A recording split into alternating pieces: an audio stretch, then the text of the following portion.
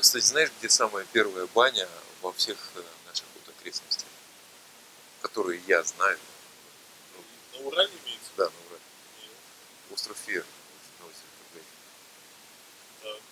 Ну, по негласным оценкам, да, я не могу это утверждать с уверенностью, но вот потому, что мы разговаривали с археологами, во-первых, другого предназначения, просто объяснимого для этого строения никто не нашел, другого объяснения, почему это строение там стоит, точнее остатки от строения, фактически фундамент. И временные рамки это примерно 4-3, даже 6 тысяч лет дальше. Это первая баня, которую вот я своими руками трогал. Там есть очаг, где топилось, где грелись камни, да, каменные стены там сделаны и так далее. И выход прямо в самую холодную точку Тургайка, ну вот вокруг острова Веры, там одна сторона южная, она теплая, там теплая вода, там можно купаться в теплые дни и все. А здесь выход прямо сразу в воду, то есть выходишь из помещения, и ты сразу вот оп, и сразу вот полметра и вода. Во-вторых, там глубокое достаточно место, оно всегда было глубокое, там такая гора очень вниз скользящая. То есть можно прям сразу нырять, выходишь и ныряешь. И туда сразу речка Бобровка вытекает, и она постоянно омывает это место. И там всегда холодная вода, родниковая, ключевая. Да, купель готовая, прямо вот ты выходишь, сразу ныряешь. Самая первая баня в истории. Ну, по крайней мере, я пока более древней бани не видел, не встречал. Это надо уже к археологам у них узнавать, видели ну, ли они. Археология, наука, аналогия. Аналогичных вряд ли найдешь, поэтому достаточно сложно судить. Вот веничек. Это тоже веник. А это лицевой веник. Лицо парень? Лицо. Это женская грудь, это ручки попарить, это лицо попарить, ушки попарить. Ну и детям тоже. Вот дети, когда приучаются к маме, да, ручку дал, он уже чего-то там может, да, постучать. Интересно, я ручки смотрю, не просто как взято, вот так. Да, они замотаны. Или еще любят взять алюминиевой проволокой, намотать, потом, когда паришь, я сам парю веником, на который был алюминиевой проволокой намотан. Попарил, на руки смотришь, а на руках ожоги остались. Пластик точно так же обжигает. Вот пластиком сейчас стяжку делают. Стяжку сделают, нас обрезали, там же кончик торчит, потом после стяжки. Веников вообще, я посмотрел, у вас там очень много. Там видов 70. 70 видов веников? Да, 70 разных. Из березы разного размера? Но на размеры уходит видов 5. На размеры. То есть опахальные, которые 70 на 70, вот такие вот мётные, так сказать, такие огромные плоские веники, чтобы ими как веерами можно было работать. А есть вот такие, есть ладошковые, которые вот размером с ладошку. Ну, чуть-чуть больше ладошки, чтобы точечно можно было пробить. Там, есть работные веники, стандартный размер, который вот берешь, и он должен быть на длине локтя. Вот каждый для своего. Да, вон, да, из ведра. У каждого веничка у него свое предназначение. Вот это вот работный дубовый веничек, вот он провязан таким образом, чтобы была широкая лапка. Поэтому, здесь видно, что оно... Да, там специальная провязка идет. И так как он еще и к тому же перчаточный, это веник перчаточный, я могу вот эту ниточку вот здесь вот поддернуть, таким вот образом, у меня будет одевающийся на пальцы. То есть вот поддернул ниточку, вот поддернул ниточку. И вот здесь еще одну петельку высвобождаю. У меня получается 3 петельки. Я на 3 пальца одеваю этот веничек. Вот таким вот образом. И он у меня как перчатка на руке сидит. И мне уже его не нужно держать вообще. То есть я его одел раз, одел два, одел три. Все, он как перчатка у меня засел и висит на руке. И он у меня держать его не приходится. Как часть руки продолжает. Получается за счет вот этих подтяжечек. Вот, это работный веничек. Это вот березовый веничек, но в данном случае он береза с душицей.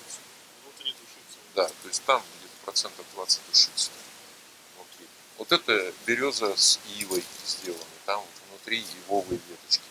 Но это вот бэушные веники. Вчера я ими парил, сегодня они уже пойдут на сушку и дальше козу. А дубовые пойдут в печь. И каждый лист, он для своего предназначения. Каждый веничек, каждая травка, она для каждого человека. Я То думаю, что мы потом поэтому тоже это очень обязательно длинная история, по да. всем веникам расскажем философию каждого веника.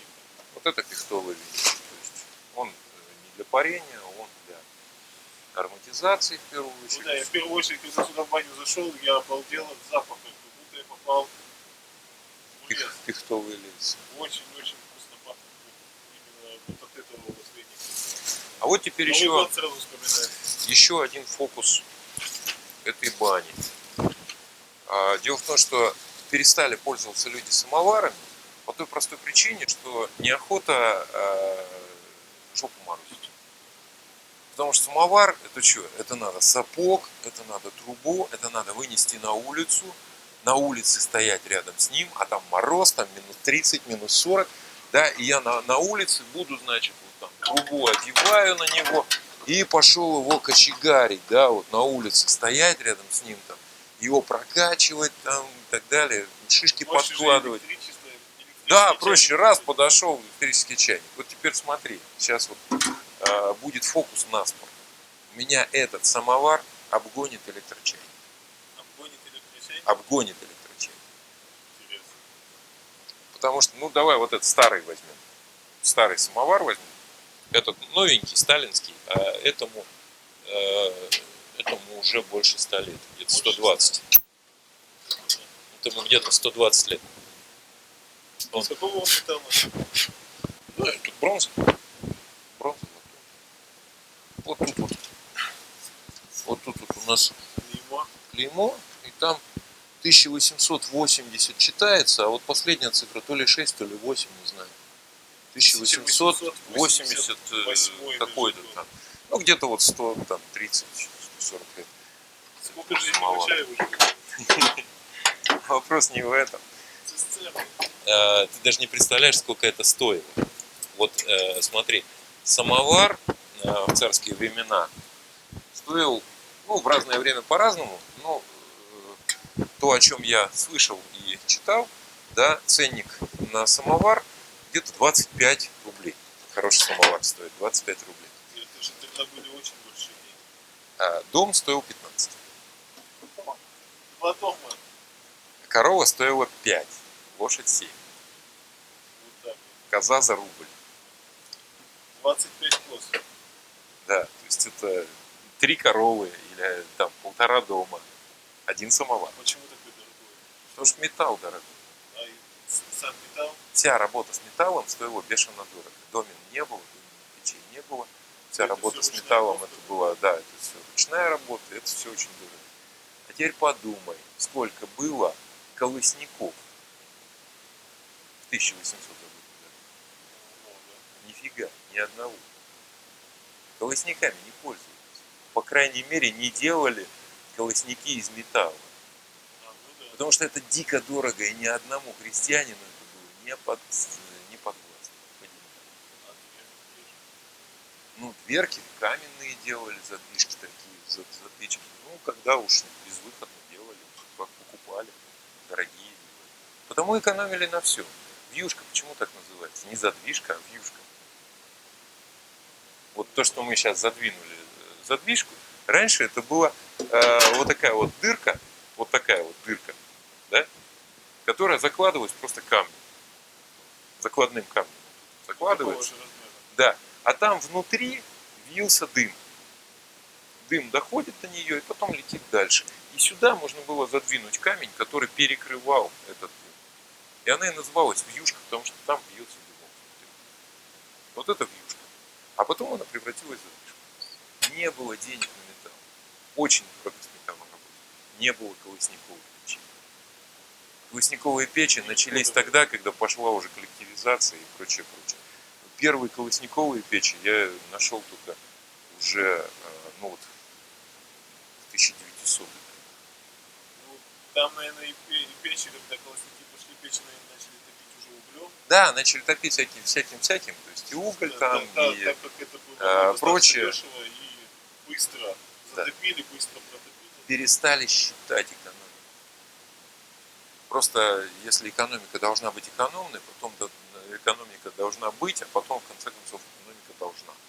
Потихонечку это все так сокращалось, перестали считать просто. Если крестьянин, который работал на себя, и за каждое полежка он знал, сколько нужно овса дать своей лошади, да, чтобы за этим полежком съездить, и он это все просчитывал, то потом считать перестали. Потому что колхозы, Советский Союз и так далее, валите, дай, сколько хочешь, другие привезут, да.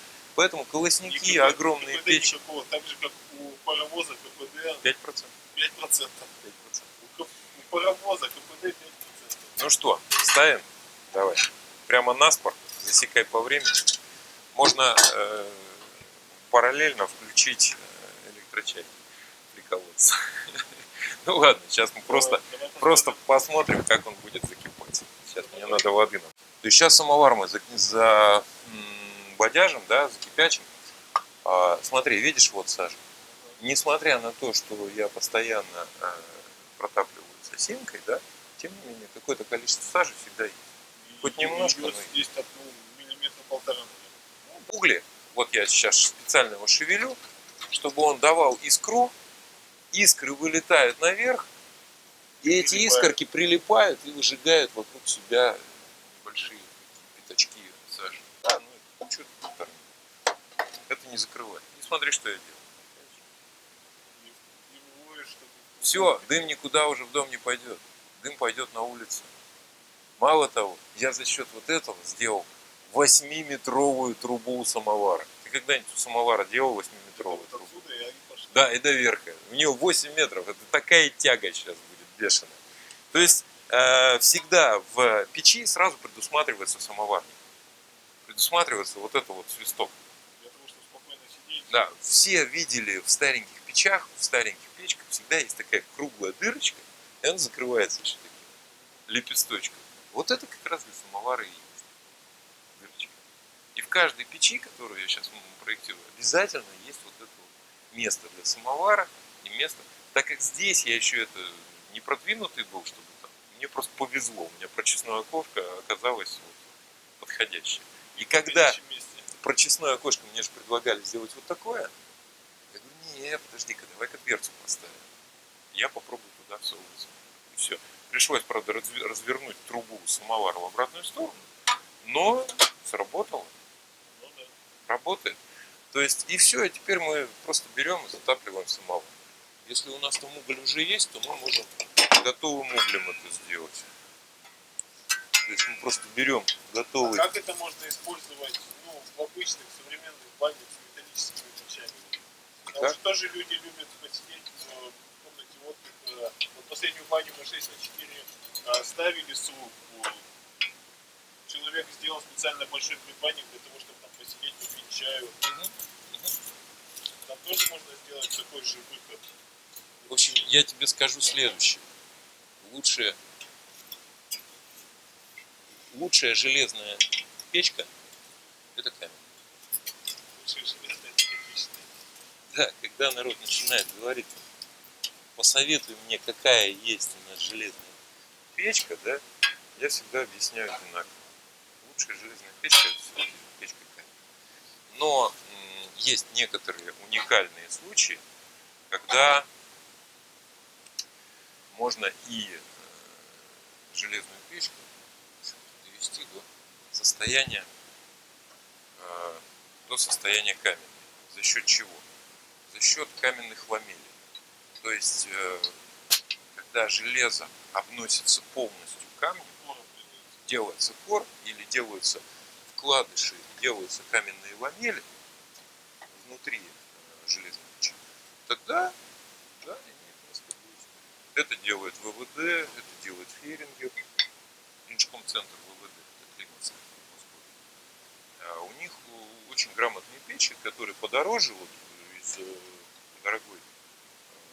Это, по-моему, это, короче, уже В наших челябинских магазинах этих печей не найти, их только под заказ можно привезти. Ну да, потому что ценник у этой печи достаточно высокий, но эта печь как раз уже рассчитанная на человека продвинут в вопросе бани, да, в чем дело?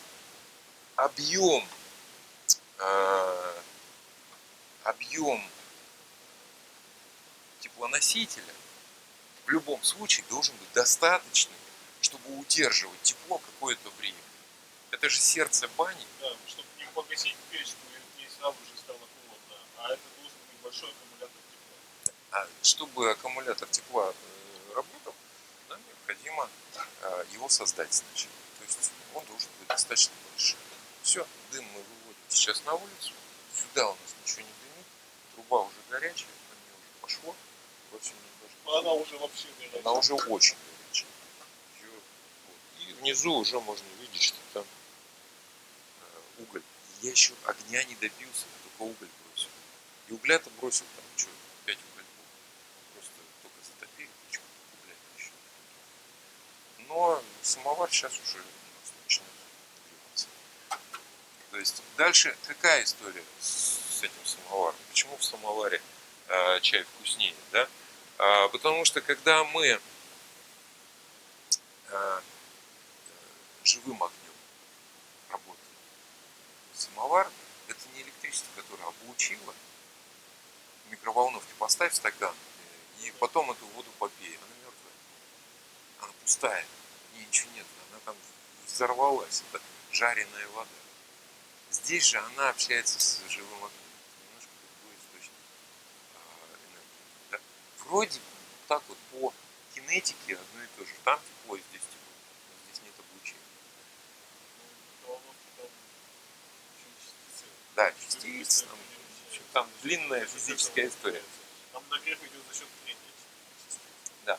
В самоваре все-таки здесь все более живое. Мало того, можно сделать в бане два вида воды. Вот то, что в сказках говорят, сначала мертвой водой напоил, потом живой водой напоил. Да, после этого куда перестал, дальше пошел. Хотя бы загорелся. Так вот, то же самое можно сделать с банной водой. То есть есть вода, которая идет непосредственно из скважины или там из водопровода. Это вода мертвая сама по себе. Почему? Она не общалась с воздухом, она не видела солнца, она не слышала людей, она не имеет никакой информации, кроме квадратно-кубовой, пока прошла по трубам. Ну, ранее же вода берется из конечно, соответственно, Ну да, но ее же там хлорировали, в трубы засовывали, убивали по всем статьям. То есть зашибали. Уже начинаешь. Так вот. Да, сейчас еще бросим картошки в чугун. Это уже печку. Конечно. Она хлеб печет. Она у вас не только для бани предназначена, вы мне еще и кушать готовите. Это сердце дома. Печка. Это для людей богатых. Богатый это слово Бог. Богом отмечен. Богатый. Это не значит, что у него много денег, а значит, что он Богом отмечен. У него есть что-то от Бога. А человек без печи – это человек обеспеченный. Человек, оставленный без печи. Обеспеченный человек – это бедный, несчастный, беспечный, слоняющийся человек. У нас же это все привычно по-другому. Обеспеченный, значит, тот, у кого много денег. Очень много перевертышей слов. А смысл слова вроде все просто. Но мы не договорили про воду.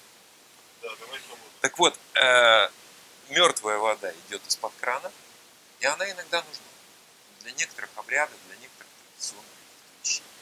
Но если тебе нужна живая вода, то она должна постоять. Она должна настояться. Постоять просто в стакане постоять? Ну, в стакане как бы глупо держать стакан постоянно, да, то есть она должна постоять где-то в какой-то емкости, хотя бы там, ну, хотя бы 3 часа, хотя бы сутки, да. А если она постояла неделю-две, при этом нет возможности у нее протухнуть, да, то есть, а она там более-менее проточная, но все время стоит. А если ты туда еще добавил там серебряную монету, положил туда этот кремень и так далее, то есть вот то, что ее обогащает, ионизирует и так далее, то это становится живая вода. И она работает уже как целительство. Она сама целит человека. И тогда мы имеем вот то, что у меня вот здесь вот. Вот оно выпало. Да, то есть давай, буду рассказывать.